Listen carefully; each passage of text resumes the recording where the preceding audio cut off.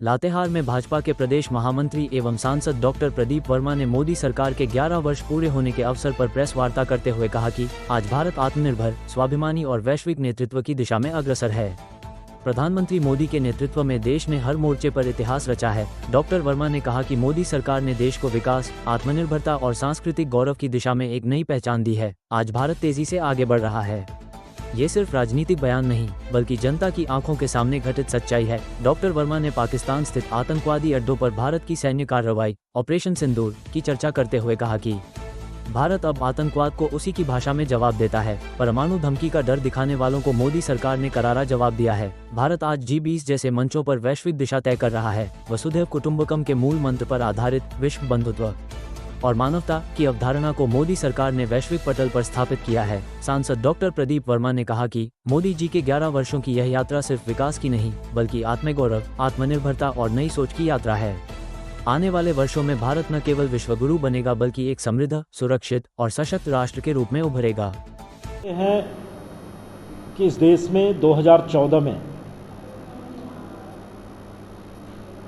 नरेंद्र मोदी के रूप में एक नया प्रधानमंत्री मिला और 2014 से लेकर के आज 2025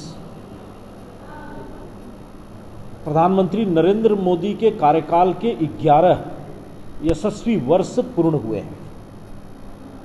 और इस अवसर पे ये बड़ा समयोचित होगा कि इस 11 वर्ष में प्रधानमंत्री नरेंद्र मोदी के नेतृत्व में देश में जो काम हुए हैं,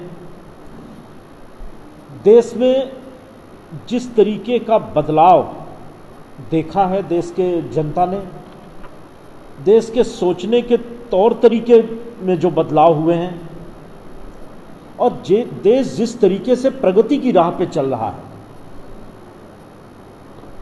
उस पर एक बार चर्चा हो। 2014 में जब नरेंद्र भाई मोदी को इस देश की जनता ने प्रचंड बहुमत के साथ इस देश का प्रधानमंत्री चुना, तो उसके पूर्व में 10 वर्षों से सरदार मनमोहन सिंह की कांग्रेस के नेतृत्व वाली एक सरकार ने शासन किया था। और उस 10 वर्षों में पूरे देश में केंद्र सरकार के भ्रष्टाचार की चर्चा जन जन तक होती थी और पूरा देश उस भ्रष्टाचार से तंग आकर के उस भ्रष्टाचार के विरुद्ध खड़ा हुआ। कोयला घोटाला, 2G घोटाला, स्पेक्ट्रम घोटाला, कॉमनवेल्थ घोटाला, घोटालों की एक श्रृंखला इस देश ने देखी और देश की जनता उठ खड़ी हुई। भारतीय जनता पार्टी के नेतृत्व में पूर्ण बहुमत की एनडीए की सरकार बनते हुए दुनिया ने देखा 2014 में। और सरकार में आने के साथ साथ